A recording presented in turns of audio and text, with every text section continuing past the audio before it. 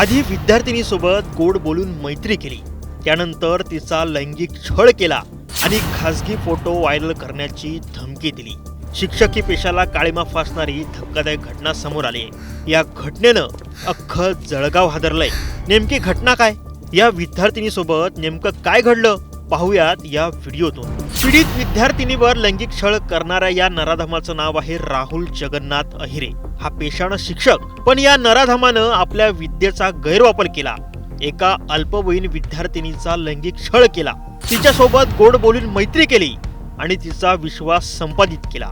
त्यानंतर शारीरिक संबंध प्रस्थापित करत फोटो काढले आणि हे फोटो व्हायरल करण्याची धमकी देत वारंवार संबंधाची मागणी केली। इतकंच नाही तर थेट तिच्या घरी जाऊन तिला त्रास दिल्याचंही बोललं जातंय। हा त्रास इतका असह्य झाल्यानंतर पीडितेनं ही बाब तिच्या कुटुंबियांना सांगितली। त्यानंतर तिच्या नातेवाईकांनी या नराधमाला बेदम चोप दिलाय। या नराधमाला चोप देतानाचा व्हिडिओही सोशल मीडियावर तुफान व्हायरल होतोय। या प्रकरणी पोलिसांनी गुन्हा दाखल केला असून या नराधमाला पोलिसांनी अटक केली। या सर्व प्रकरणावर पोलीस नेमकं काय म्हणालेत एकदा ऐकाच। सर, धरणगाव पोलीस स्थानकात एक पोस्कोचा गुन्हा दाखल झालेला आहे, नेमकं काय प्रकरण आहे? धरणगाव शहरातील एका शैक्षणिक संस्थेमध्ये एक शिक्षक कार्यरत होता। त्याचं नाव आहे राहुल जगन्नाथ अहिरे आणि त्या शाळेमध्ये देखील ती पीडिका शिकत होती।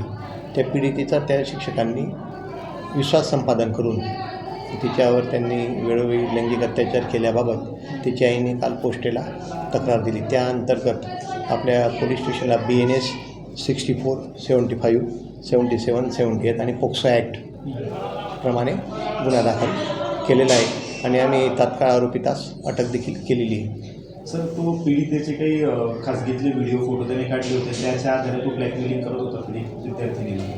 हो, पीडितेच्या आईने तिच्या तक्रारीमध्ये तीच म्हटली होती। ते तिचे काही फोटोज होते किंवा त्यांच्या कुटुंबियांना धमकावून वगैरे धमकावण्याची किंवा त्यांना त्याच्या जीविताची भीती दाखवून तो वेळोवेळी तिला ते ब्लॅकमेल करत होता आणि त्याने तिच्याशी वेळोवेळी ते शारीरिक संबंध केले होते।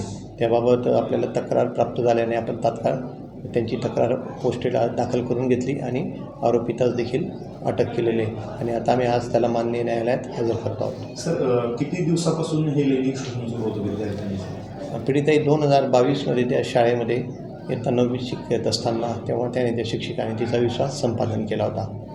ते आजतागायत त्यांनी तक्रार दिलेली होती। सर, विश्वास संपादन केलं म्हणजे त्याने विद्यार्थिनीला काही पास करण्याचा किंवा अधिकचे मार्क देण्याचा आमिष दाखवलं होतं, नेमकं काय म्हटलं? नाही, वेळोवेळी फक्त तिच्या क्लासवर जाऊन तिच्यावर लक्ष ठेवून चांगलं ते गोड बोलून थोडं संमोहित करून तिच्याशी विश्वास संपादन केला होता तिचा त्यांनी।